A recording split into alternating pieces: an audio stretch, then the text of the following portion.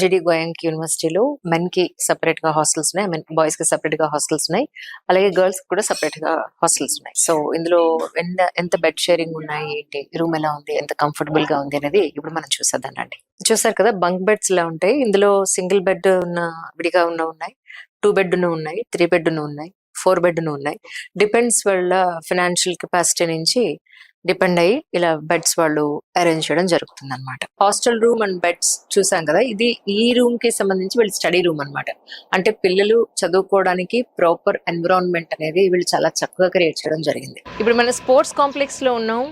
So జనరల్గా స్టూడెంట్స్కి physical fitness ఎంత ఇంపార్టెంటో మెంటల్ ఫిట్నెస్ కూడా అంతే ఇంపార్టెంట్. చదువుకోవడానికి ఒక గొప్ప ఎన్విరాన్మెంట్. రండి చూసేద్దాం. ఇక్కడ ఎంత టేబుల్ టెన్నిస్ ఉంది, ఇంకేమున్నాయి చూద్దానండి. ఇది స్విమ్మింగ్ పూల్ ఏరియా అనమాట.